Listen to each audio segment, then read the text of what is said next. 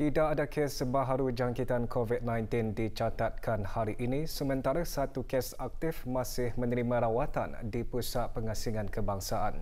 Dalam siaran akhbar Kementerian Kesihatan mengenai perkembangan situasi jangkitan COVID-19, turut memaklumkan jumlah keseluruhan jangkitan 145 dengan kes yang sembuh seramai 141 orang.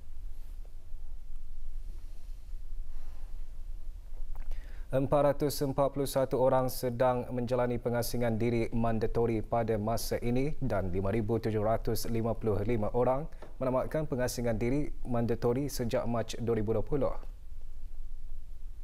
Sementara itu, 453 sampel ujian virus SARS-CoV-2 telah dilaksanakan, menjadikan jumlah keseluruhan ujian makmal yang dijalankan sejak Januari 2020 sebanyak 55,887 ujian. Bagi maklumat lanjut dan perkembangan terkini, layari laman sesawang Kementerian Kesihatan dan talian seperti yang tertera. 30 anggota Angkatan Bersenjata di Raja Brunei ABDB akan menyertai misi pengaman Pasukan Interim Pertubuhan Bangsa-Bangsa Bersatu di Lubnan UNIFIL di bawah kontingen Malbat 8508. Sehubungan itu, pagi tadi diadakan majlis doa selamat bagi anggota-anggota berkenaan. Hadir yang berhormat Pihin Dato' Laila Raja Major Jeneral Bersara Dato' Paduka Seri Haji Awang Halbi bin Haji Muhammad Yusof, Menteri Pertahanan kedua. Majlis bermula dengan bacaan tadarus ayat-ayat suci Al-Quran, diikuti dengan bacaan surah Yasin dan doa selamat.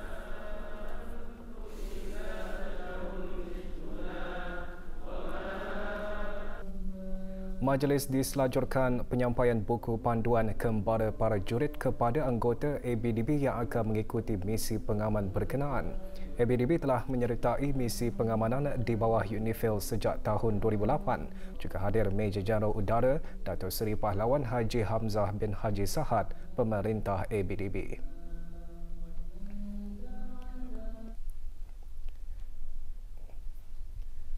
Pameran lukisan The Flowing Ancient River karya pengiran Abdul Wahab Hassan Al-Abbas, pelukis tempatan yang dibukakan bagi kunjungan orang ramai selama 5 hari ini diteruskan lagi pada hari ini dengan aktiviti sampingan iaitu masterclass bersama belia-belia kelainan upaya.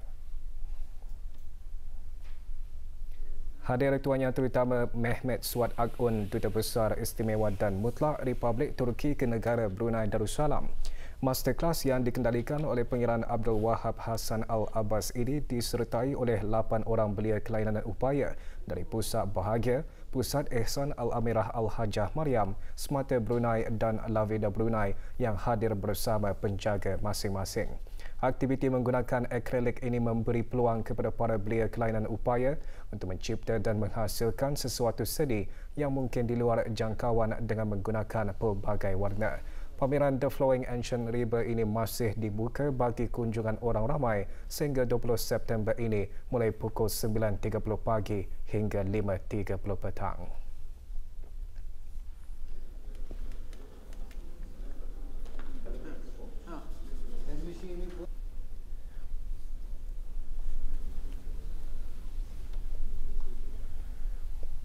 Musabakah Tilawatil Quran Belia Kebangsaan berperanan sebagai wadah kepada qari dan qariah belia di negara ini untuk melihat keupayaan dan prestasi masing-masing, khususnya dalam bidang pembacaan Al-Quran secara berlagu. Laporan mengenainya selepas ini.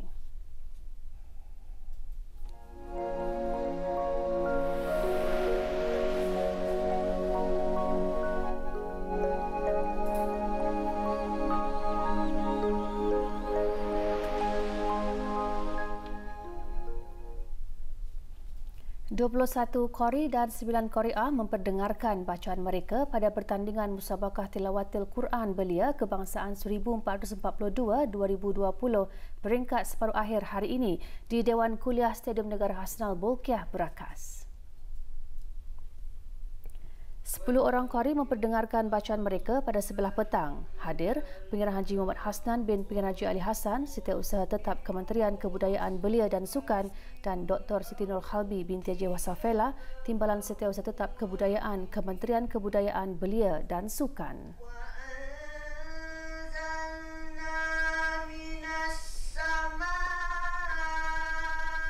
Musabaqah Tilawatil Quran Belia Kebangsaan merupakan salah satu projek tahunan anjuran Kementerian Kebudayaan Belia dan Sukan dikelolakan oleh Jabatan Belia dan Sukan sejak tahun 1980-an dan telah berjaya melahirkan ramai qari dan qari'ah belia yang berkaliber.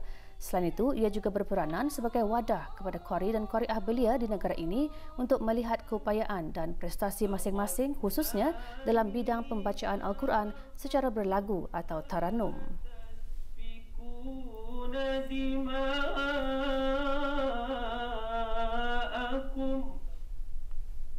Terdahulu pada sebelah pagi, 20 orang qari dan qari'ah memperdengarkan bacaan mereka. Hadir Kolonel Bersara Pengarah Haji Maiden bin Pengarah Haji Said, Timbalan Setiausaha Tetap Kebeliaan dan Kesukanan Kementerian Kebudayaan Belia dan Sukan.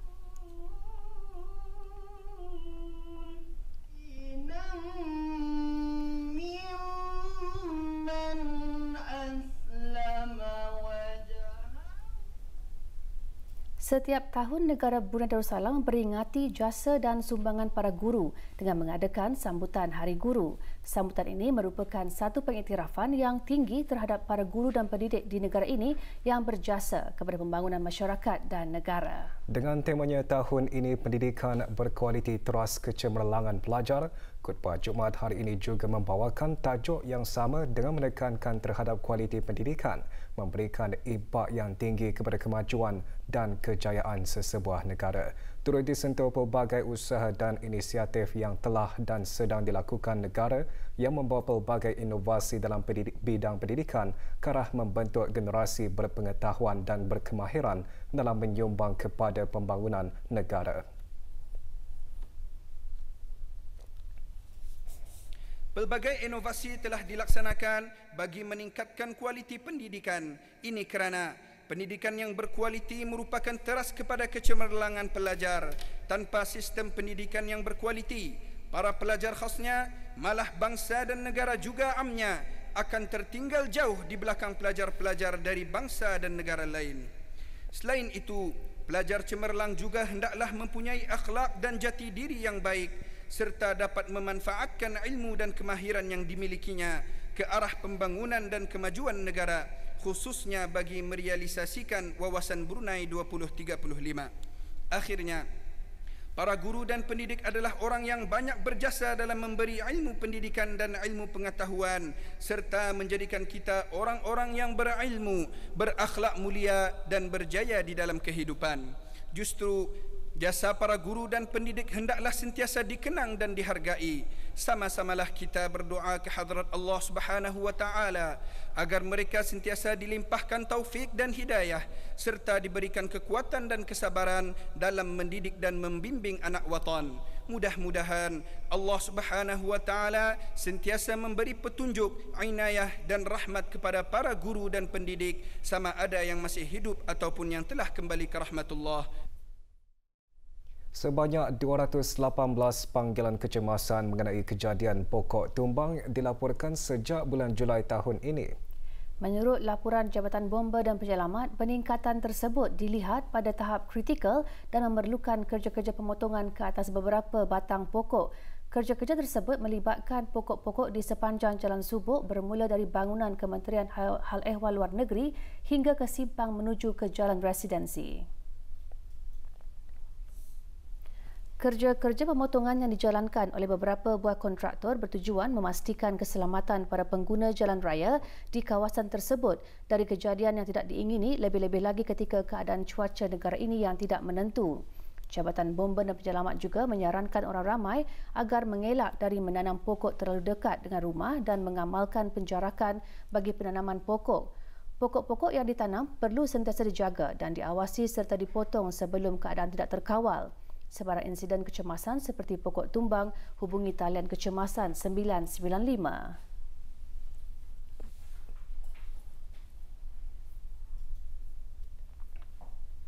Dewan Bahasa dan Pustaka Brunei menerusi beberapa buah perpustakaan di daerah Brunei dan Muara, antaranya Perpustakaan Muara dan Pusat Masyarakat Bestari Rimba Gadong A tidak ketinggalan menganjurkan pelbagai program dan aktiviti menarik di sepanjang cuti persekolahan.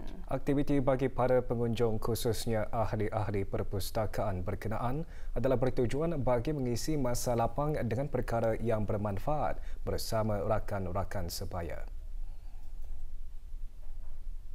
Semasa temu bual bersama pewarta RTB Dayangku Seri Mohayatun binti Pengiran Haji Matusin, penolong pegawai perpustakaan tingkat 2 antara lain mengongsikan selain beberapa aktiviti, jualan makanan dan minuman secara kecil-kecilan turut disediakan bagi kemudahan pengunjung-pengunjung yang menggunakan khidmat perpustakaan. Dewan Bahasa dan Pustaka Muara, kami mengadakan Top Chef Muara Masakan Pasta, khususnya dibukakan kepada ahli-ahli perpustakaan Muara. Khasnya untuk kanak-kanak dan remaja, mereka diberi kesempatan dan peluang untuk mencuba masakan pasta mengikut cita rasa mereka sendiri dengan bahan-bahan yang kami sediakan di perpustakaan ini.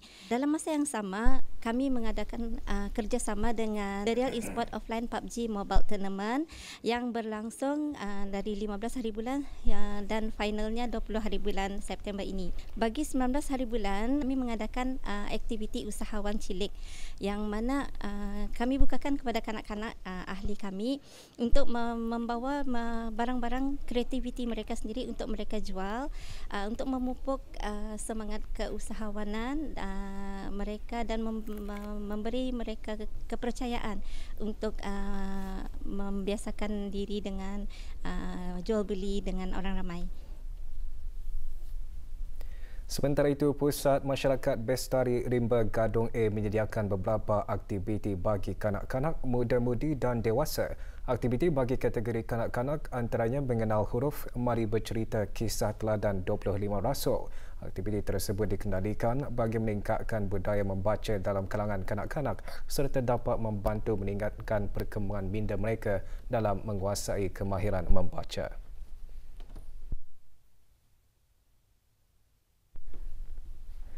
Manakala permainan tradisional iaitu permainan seremban simban dijadikan sebagai aktiviti bagi kategori muda-mudi. Aktiviti bagi kategori dewasa pula ialah permainan congkak.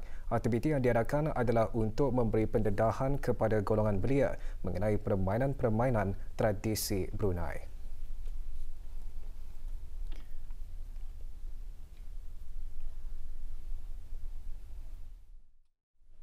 Bekalan elektrik di beberapa kawasan di daerah Brunei dan Muara akan dipotong sementara esok. Ikuti maklumat lanjut mengenainya.